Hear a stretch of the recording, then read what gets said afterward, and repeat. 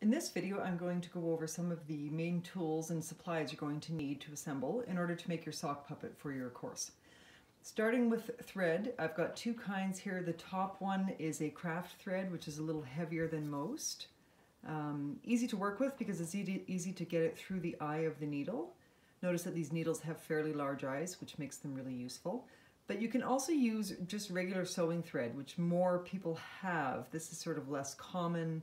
This one would be more common. So whatever you have is fine. Of course, for a sock puppet, you need socks, and I suggest to get a selection of socks. You can use some to be the main body of the puppet, so they won't really get cut up that much. Others, you might choose to use the welt, which is the top edge, maybe to make a sweatband for an athlete puppet. You could also use the legs and other parts of other socks to cut and sew into tubes for things like arms, feet, tails, those kinds of things. Okay. Next up here I have some yarn, two different kinds, really heavy duty, thick yarn. This is great for doing things like tufts of hair, large facial features, and silly things like beards and whatnot. The finer yarn here on the right you can see is much thinner, and again, if it's thin enough, you can get it through a needle and then you can use it to do some backstitching to do things like eyes, noses, etc. So keep that in mind. If you have some, that's great. Next, we have a combination of sewable items such as buttons and beads. Remember, if you don't just have buttons sitting by themselves, look in your scrap fabric pile. If you have old clothing that is no longer useful and is ready to be discarded, cut the buttons off and use them for your projects. And when it comes to beads, beads are great because they can be sewn on, but keep in mind that you need to make sure the hole of the bead is big enough to get a sewing needle through. So check that before you get started as well. And just in regards to sewing versus gluing, I do want to reiterate that because this is a fashions project, I would like to see as much sewing as possible and very little glue gunning. I know it's easy to glue gun all these doodads onto a sock puppet and have it done in 10 minutes, but the purpose of the course is to practice your hand sewing skills. So I will be looking for lots of hand sewing. All right. Next pile we have here is just an assortment of scrap fabric. What I really want to point out here is that you need to be creative in your choices. I've got all kinds of things here. This is crafting felt. If you have a crafty household, you probably have some of this laying around in different colors. If you buy produce, these are old onion bags and orange bags. They're those nice mesh bags, which are great for things like hair. Again, these are easy to sew on, so they're kind of fun to work with as well. Old sheets, jiffy cloths, the kind of disposable washcloths. I've got an old t-shirt here. That kind of fabric is really great for, first of all, you can make things with it because it's really soft and thin and easy to stitch through and easy to shape. It can also be used as stuffing for other things because it is so soft. Here we have an old sheet, or sorry, an old bath towel.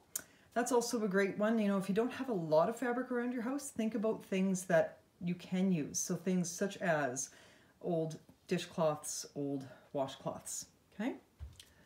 Here, of course, we have an old umbrella that was broken. We just cut the fabric off because my daughter wanted to save it for a project. Could be used for a lot of different things as well. So again, don't think about piles of fabric you have sitting around. Think about clothing and items you have that can be repurposed. And same goes with this old hat that we were going to donate. Maybe you're going to use the buckle to do something kind of cool and interesting for your puppet in terms of clothing, okay? Check with adults in your house before you cut into any of these kinds of items because you want to make sure that they're okay with you cutting it apart and potentially destroying it. Moving over to my next row of stuff here. Here we have a couple of scrubbers. This, of course, is the bath sponges that we see in most people's showers. And then this is just a pot scrubber. Both of these are awesome for doing hair and different kinds of hairstyles, maybe poofy eyebrows, crazy stuff like that. So be creative. Again, very easy to sew on, so they're really nice to use for these projects. Next up, I have some old hair accessories here.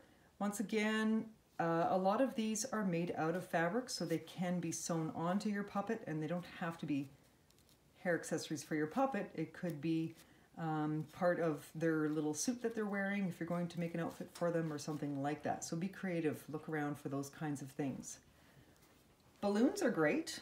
They're not fabric, but they certainly are sewable. They're thin and they're easy to get a needle through if you want to sew them on.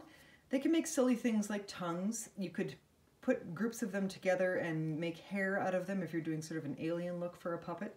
Just some different ideas. Here I have a selection of sponges. Some are makeup removal sponges and then others are just regular kitchen sponges. Again, these are great because they already have a shape to them. You can cut them, you can reshape them into any shape you want, and then finally you can sew them on. They're very easy to get a needle and thread through, so they're great to design your puppet. Okay. Finally, if you're making any parts of your puppet that you're planning to stuff, so arms, tails, bulging eyeballs, those kinds of things, look and see if you have some cotton swabs in your house. Those are great for that kind of stuff.